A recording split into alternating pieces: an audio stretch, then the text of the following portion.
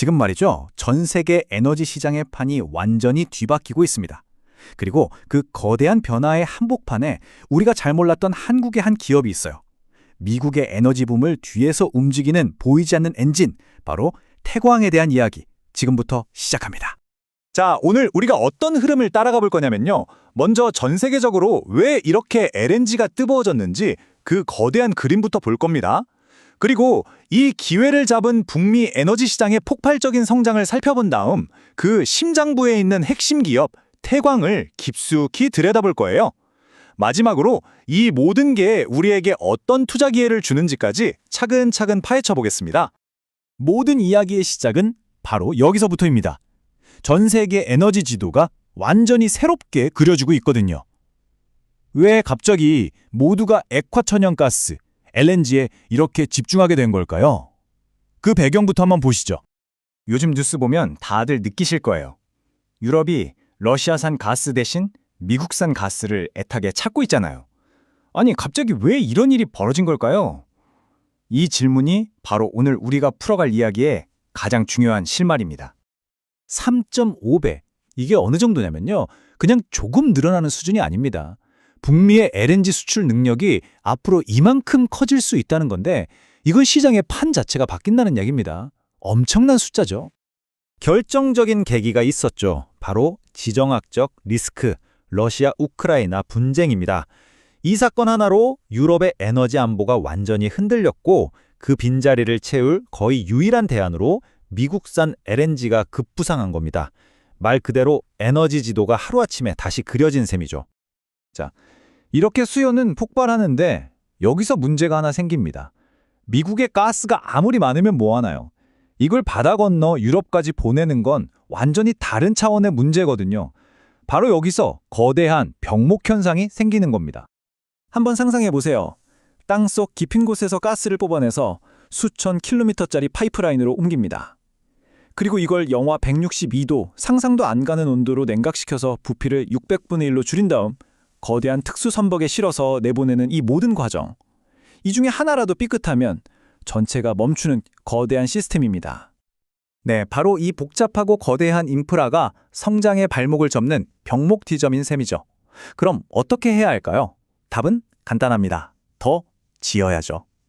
지금 미국 해안가에서는요, 말 그대로 역사에 남을 만한 건설 붐이 일어나고 있습니다.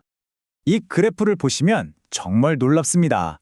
지금 운영 중인 것보다 현재 짓고 있는 터미널의 용량이 훨씬 더 커요. 이게 무슨 뜻이겠어요? 앞으로 열릴 시장의 규모가 지금까지와는 비교도 안 될 거라는 걸 아주 명확하게 보여주는 거죠. 그렇다면 이 거대한 건설 현장에 들어가는 수백만 개의 부품들, 이건 다 누가 만들까요? 특히 절대 고장나면 안 되는 가장 중요하고 까다로운 핵심 부품 말입니다. 자, 드디어 오늘의 주인공을 만나볼 시간입니다. 바로 태광입니다. 이게 그냥 동네 수도관에 쓰는 그런 부품이 절대 아닙니다. 수십억 달러짜리 에너지 프로젝트에 동맥과 정맥을 잇는 아주 정교한 연결 조직 같은 거예요. 초고압, 초저원을 견뎌야 하는 최첨단 부품이죠. 만약 이게 터진다? 프로젝트 전체가 마비되는 겁니다. 그만큼 중요한 심장 같은 부품이에요. 그리고 태광은요, 다른 거 안 봅니다.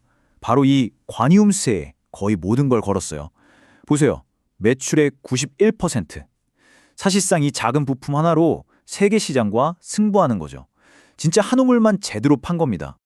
이게 왜 중요하냐면요. 아까 우리가 봤던 그 복잡한 과정 있죠. 가스를 땅에서 뽑아낼 때부터 파이프라인으로 옮기고 터미널에서 액체로 만들 때까지 이 모든 과정에 태광의 제품이 빠짐없이 들어간다는 얘기입니다. 그러니까 미국의 LNG 붐이 커지면 커질수록 태광은 그냥 가만히 있어도 바빠질 수밖에 없는 그런 구조인 거죠. 그런데요, 태광의 성장 스토리가 여기서 끝이 아닙니다. LNG가 전부가 아니라는 거죠. 보고서는 생각지도 못했던 또 하나의 강력한 순풍, 바로 석유 시장의 끈질긴 생명력에 대해 이야기합니다. 자, 여기서 태광이 가진 두 개의 강력한 성장 엔진이 딱 보입니다. 한쪽에서는 LNG라는 새로운 시장이 폭발적으로 성장하면서 밀어주고 다른 한쪽에서는 기존의 거대한 석유 시장이 아주 튼튼하게 뒤를 받쳐주는 거죠. 정말 이상적인 구조 아닌가요? 우리가 흔히 이제 전기차 시대니까 석유는 끝났어 라고 생각하기 쉽잖아요. 근데 현실 한번 보세요. 2024년 기준으로 도로 위를 달리는 차 100대 중에 전기차는 아직 2대도 채 안 됩니다. 물론 전기차로 바뀌는 건 맞지만 전 세계 수억 대의 내연기관차가 사라지려면 아직 한참 멀었다는 거죠. 이게 무엇을 의미할까요? 대규모로 새로운 정유 공장을 짓진 않더라도 지금 돌아가고 있는 전 세계의 수많은 공장들은 계속 굴려야 하잖아요. 그러려면 낡은 부품을 교체하고 계속 수리해야 합니다. 바로 이 유지보수 수요가 태광에게는 마르지 않는 샘물, 즉 안정적인 현금 창출원이 되어주는 겁니다. 자, 그럼 정리해볼까요? 한쪽에서는 LNG라는 폭발적인 성장이, 다른 쪽에서는 석유라는 끈질긴 생명력이 버텨주고 있습니다. 이 두 가지 거대한 흐름이 태광이라는 한 기업에서 만났을 때 과연 어떤 그림이 그려질까요? 이제 투자 관점에서 한번 살펴보겠습니다. 이 표가 모든 걸 요약해줍니다. 태광은 지금 양손에 로켓과 방패를 다 쥐고 있는 거예요. 북미 LNG라는 강력한 성장 로켓으로 미래를 향해 날아오르고 글로벌 정유시설이라는 튼튼한 방패로 안정적인 수익을 지켜내는 거죠. 이보다 더 좋을 수 있을까요? 그리고 이 환상적인 조합은 당연히 실적으로 이어질 것으로 보입니다. 보고서에 따르면 잠시 숨고르기를 하던 대규모 LNG 프로젝트들이 2025년부터 본격적으로 시작되면서 태광의 매출 성장세도 다시 불붙을 거라고 전망하고 있습니다. 보고서에 나온 이 문장의 핵심을 짚어줍니다. 천연가스는 브릿지 에너지다.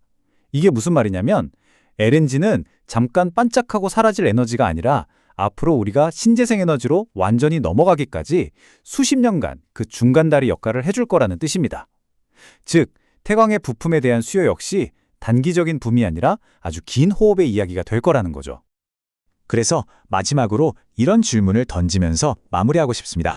이렇게 복잡하고 거대한 세상의 변화 속에서 어쩌면 가장 현명한 투자는 가장 화려한 최종 기술이 아니라 그 모든 것을 가능하게 만드는 작지만 절대 사라지지 않을 바로 이 핵심 부품에 있는 것이 아닐까요? 지금까지 태광에 대해 알아봤습니다. 감사합니다.